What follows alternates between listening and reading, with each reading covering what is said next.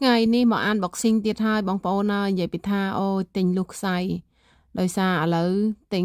កៅអៅខែក្តៅឲ្យកូនទៀតហើយខ្ញុំមួយឆ្នាំដូរឲ្យ3ដងបងប្អូនកៅអៅកូនខ្ញុំណាព្រោះអីគាត់ពាក់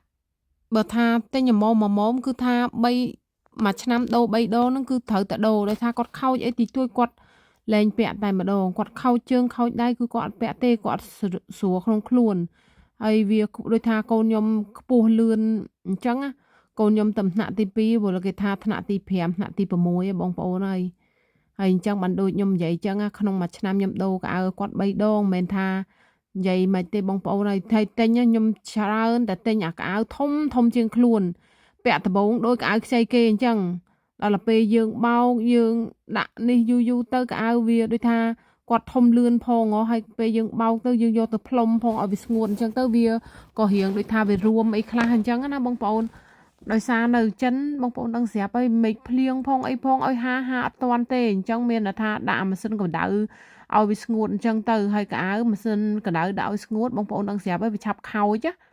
អញ្ចឹងបានថាពិបាកហើយខ្ញុំអត់ហ៊ានទិញអាកៅអៅប្រេនឲ្យគាត់ទេ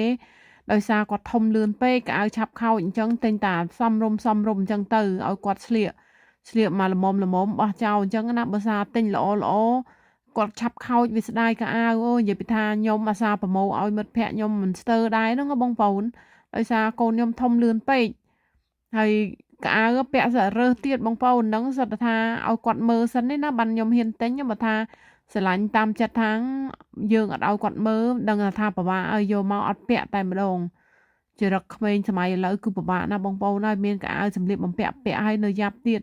ចឹងបានថាខ្ញុំវល់បដៅកូនថាជំនាន់កូនឯងហ្នឹងស្រួលជំនាន់ម្ដាយគ្មានកៅអៅគ្មានអីពាក់ទេអញ្ចឹងបានថាបដៅកូនតែបដៅយ៉ាងម៉េចបងប្អូនណាឥឡូវក្មេងសម័យឥឡូវពិបាកបដៅនិយាយយើងនិយាយតែយើងទៅក្មេងវាមិនសូវស្ដាប់ទេតែវាមិនចង់ពាក់គឺមិនចង់ហើយទុកចោលនៅនឹងកៅអៅថ្មីចេះវល់តែខ្ញុំស្លុតហើយអញ្ចឹងបានថាឥឡូវទិញកៅអៅអីហ្នឹងឲ្យគាត់មើលយកគាត់ទៅទិញបើតាមចិត្តយើងថាអូអានេះកូនខ្ញុំចូលចិត្តអីចូលចិត្តវាគ្មានទេវារើសហើយវារៀនតាមគ្នាបើមីបងអញ្ចឹងហើយអាប្អូនក៏អញ្ចឹងទៀតចឹងបានថាពិបាកណាស់កូនស្រីខ្ញុំលែងទិញកៅអៅឲ្យបងប្អូនហើយដោយសារកៅអៅហើពេកអញ្ចឹងឲ្យទិញខ្លួនឯងពាក់ខ្លួនឯងហ្នឹងទៅជួនកាលទៅឲ្យលុយទៅទិញខ្លួនឯងអីខ្លួនឯងចឹងទៅហើយមីបងនោះច្រើនតែចង់រៀងប្រេនខ្លាំងហ្មងចង់ Nike Adidas អីចឹងទៅបាទប្អូនអត់ទាន់ទេដោយសារនៅទូចខ្ញុំសារស្លុតសារអីបើបងធំខ្ជិលហត់ចិត្តនឹងបដៅច្រើនព្រោះអីក្មេងសម័យឥឡូវពិបាកបន្តិចឯងបងប្អូនរឿងស្លៀកកៅអៅកូនខ្ញុំចូលចិត្តឲ្យរៀងម៉ាកប្រេនចឹងសំបីកៅអៅក្រៅកៅអៅអីចឹង Nike Adidas ហ្នឹងគាត់មិនឈ្នះទេខ្ញុំថា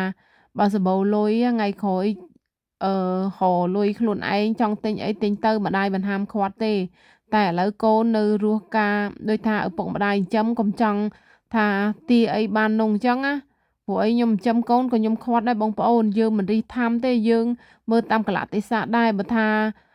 យើងជ្រុលក៏មិនបានដែរក្មេងសម័យឥឡូវ